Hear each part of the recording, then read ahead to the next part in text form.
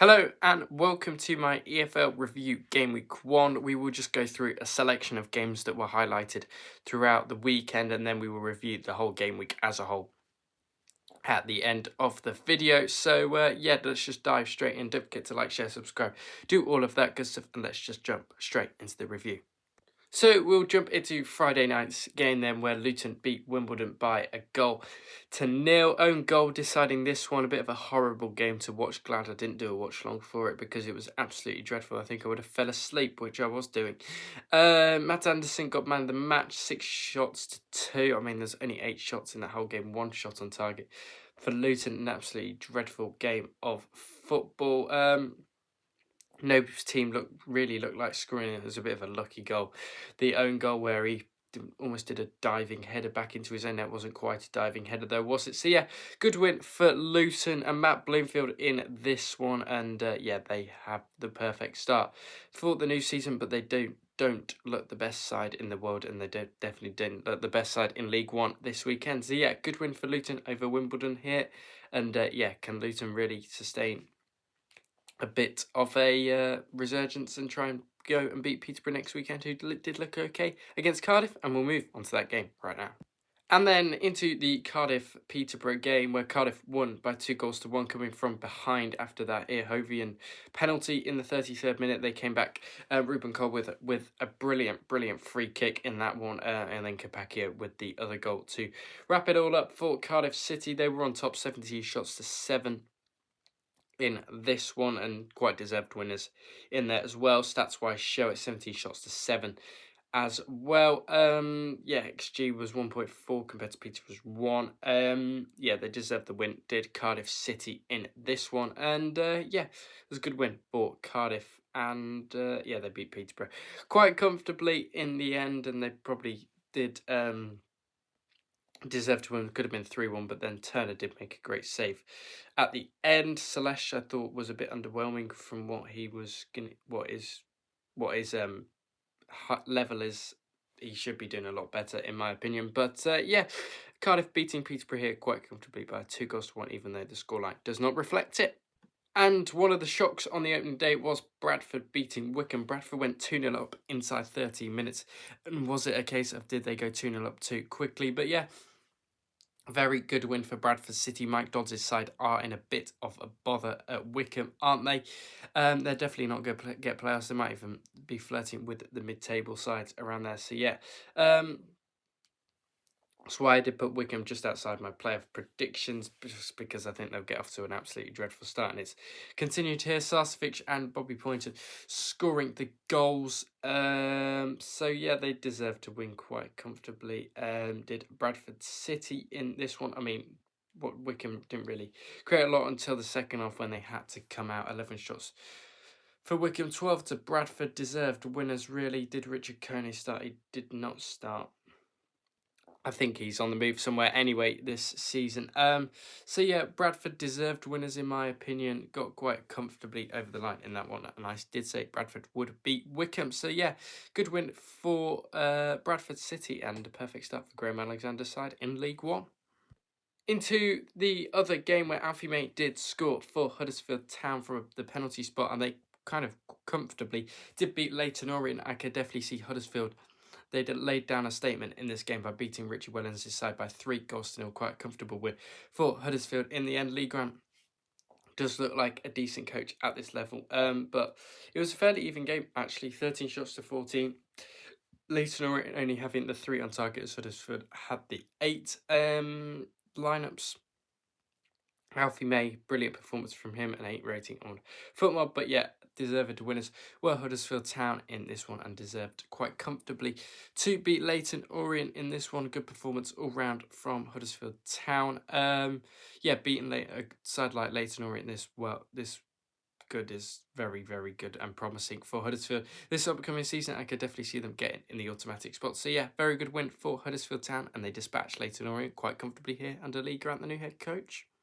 And the final game we'll do an in-depth review on is Plymouth and Barnsley. This for League One. We'll do some in League Two as well.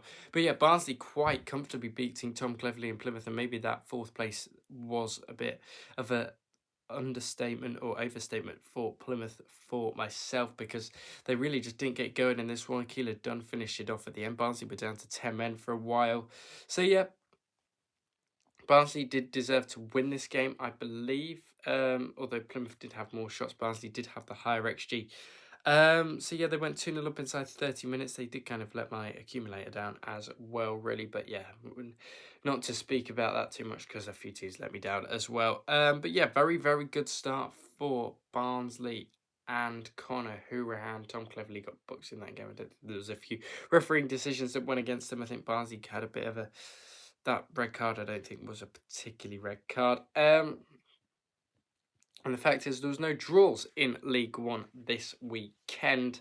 So yeah, good win for Barnsley at Home Park, which was a very difficult place to go last season. So yeah, good win for Barnsley in this one over Plymouth Argyle. And now we'll just recap the rest of the League One scores around the grounds. Blackpool lost to Stevenage 3-2 in an absolute bonkers game of football, that one. Burton beat Mansfield 2-1. That was a good win for Gary Bowyer's side. Nigel Clough's side maybe in a bit more trouble than people would have thought. Doncaster beat Exeter. Good win for newly promoted side Doncaster Rovers, beating Exeter City and Gary Caldwell. Huddersfield beat Leyton Orient, as we've mentioned. Lincoln beat Reading 2-0. Good win for Michael Scaballa's side. I think I did back Lincoln to win in that one. So yeah, that was another good prediction from me. Barnsley beat Plymouth 3-1 with 10 men. As we have talked about, Rotherham beat Port Vale as well 2-1. And Wigan beat Northampton. Ryan Lowe getting off to a perfect start. And Wigan maybe could even push for the playoffs this year, as Ryan Lowe knows this league like the back of his hand. So yeah, that is League One, and yeah, we'll do the table reviews at the end of the video as we jump into League Two right now. Into League Two we go, and it wasn't the best start for Barnet. Maybe a bit leggy from the Carabao Cup game in the week, but still I wouldn't expect them to be that leggy. They did lose to a Fleetwood side that are probably going to be pushing for playoffs this season. I don't think Barnet are quite ready for that just yet. They haven't made a great start to the season due to that Newport game and that Fleetwood. Just roll them over, really. But yeah, good win for Fleetwood in that one. Barnet did have more shots, had less XG, just didn't get the shots on target. So yeah, they were in the game. They created a few chances, but Fleetwood just had enough quality in the end to take the victory and win by 2-0 at the Hive quite comfortably. Yeah, so it's 2 losses out of 2 for Barnet if you include the Carabao Cup penalty shootout loss, where they came back dramatically and won that game. So yeah, Barnet, they need to kickstart, really. Otherwise, it could get very gloomy. Otherwise, I still think they're going to be absolutely fine, probably mid-table. But yeah, you don't want to be losing too many games at the start of the season, as it can put you on the back foot for the rest of the season. So yeah, Barnet 0, Fleetwood 2. And Chesterfield and Paul Cook got off to the perfect start, only by a 0 via Dylan Markanday, Blackburn Rovers loanee, I think. Or has he signed there permanently? I could be wrong.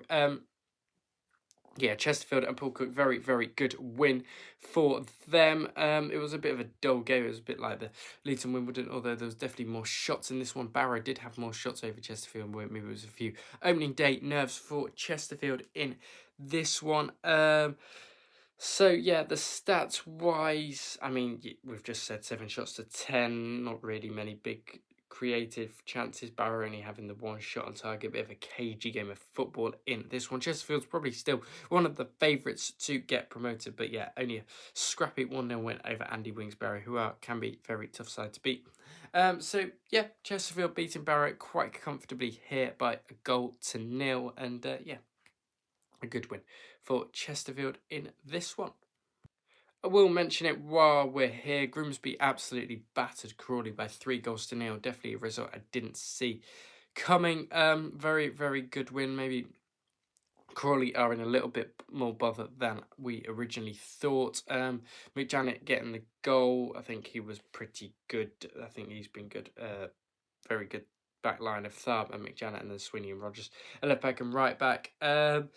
So yeah, I think Grimsby definitely could be getting promoted this season, you would imagine. But Crawley didn't really create a lot under Scott Lindsay. Grimsby were all over them, 20 shots. Only the 6 on target, probably could have added a few more. They took all their big chances as well.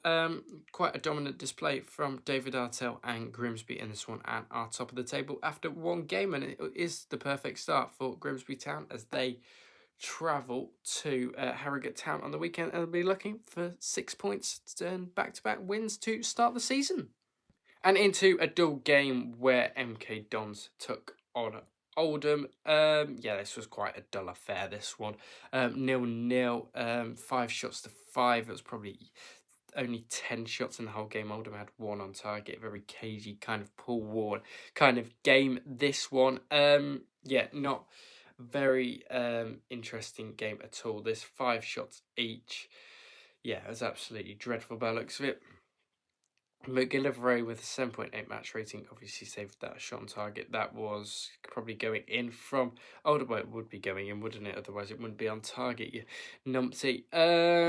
But yeah, MK Dons 0, Oldham 0. Not really a lot to expand on. Paul Warne, they should be better than this throughout the season, you would imagine. I think his Derby side got, when they did go up automatically, they did start quite slowly, but then eased into the season and eventually got promoted. So yeah, a bit of a dull affair, this one.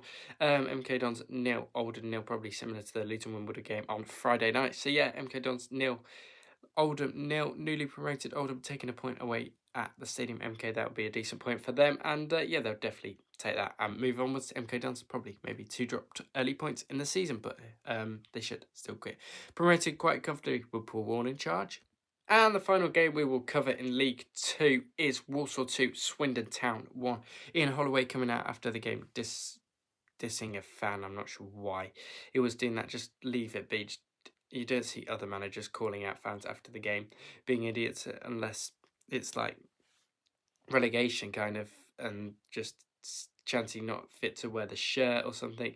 But yeah, Swindon had 16 shots in this game. They should have probably won this game, in fact. 1.66 XG. Walsall getting a goal early on, then going down to 10 men, and then getting kind of probably a lucky winner via Barrett in the 91st minute. So yeah, the penalty brought Swindon back into the game, but yeah, that was a good win for Matt Sadler's men, and that might regain a bit of their momentum and see if they can start the season a little bit well as they did last season, and hopefully not have quite the drop off this season. But I don't think it is going to be the same season for Walsall. I think they might struggle this season. So yeah, Walsall, good win over Swindon, and Ian Holloway needs to start winning some games before he is under pressure and maybe runs off again like he's done to all his other clubs. So yeah, Walsall 2, Swindon 1 in this one. And then we'll just recap the League 2 results as they are. Gareth Ainsworth got a point away at Accrington. Accrington scoring first in that one, and Gillingham hitting back and probably could and should have gone on to win that game. Barnet 0, Fleetwood 2. We've already talked about Barnet needs to start winning games. Bristol Rovers losing to Harrogate is a bit of a surprise result. Darryl Clark's side not really that good at home, or well, he's never had they didn't have a good home record at Barnsley last season, did he? Cambridge beat Cheltenham by a goal to 0, just a normal bog standard kind of result for Neil Harris's side in that one. Chesterfield beat Barrow. Yeah, Colchester drew with Tranmere. That was probably Colchester probably could have gone and won that game after getting an equaliser late on there. Grimsby beat Crawley 3-0, MK Dons 0, Oldham 0, we previously spoke about. Crewe beating Salford 3-1. That was a bit of a shock as well. I didn't expect Crewe to go and beat Salford like that. Shrewsbury 0, Bromley 0, another 0-0. A few 0-0s this weekend, and a few cagey matches, not having many shots in. Maybe teams aren't ready for it, or the pre-season issues. But yeah. And then Walsall 2, Swindon 1, we've mentioned. And Newport 1, Notts County 1 in that one, which was probably a fair result for both in that one. Although it did say Notts County did dominate that game, but it draws a draw. And yes, Stockport Bolton on the Sunday, which I'm just going to jump into now and do a quick review on. Quick review on Stockport v Bolton then, and Mothersill got the goal on the 45th 85th, well, plus 2 minute, and then Kyle Wotton wrapped it up in the 89th minute to wrap up a very good win for Dave Challoner's side in this one. Stephen Schumacher's side is still not proven they are the finished article yet. I still don't think they're going to finish in playoffs if they play as like they are. Bolton Wanderers did. I just don't think they're going to be good this season. Or well, they'll be okay, but they'll just miss out on the playoffs. Bolton did have 15 shots to 5. Probably Corriado man the match, so maybe they did have a few chances and maybe could have won this game. But Stockport County at Edgeley Park are just, well, it's a very, very difficult place to go. I think a lot of Championship Street teams would struggle to go to Edgeley Park and win. So yeah. But Stockport making that place a fortress as they always do, and they beat Bolton by 2-0 and quite comfortably here. So yeah, a very good win for Stockport County in this one as they beat Bolton by 2-0. Thank you very much for watching my League 1 and League 2 review. I'm not going to bother doing a table review as it's only Game Week 1. We'll probably do it after the first 3 game weeks and see where all the teams stack up, as the table does not really matter at this stage. So yeah, thank you all for watching, and yeah, we've got League 2, League 1, Championship Tuesday to Thursday, and then on Friday we will have my Premier League predictions, I hope. I know I am away this weekend, so I will try and get that pre-recorded and all out there for you. So yeah, thank you all for watching, and I'll speak to you on the next one.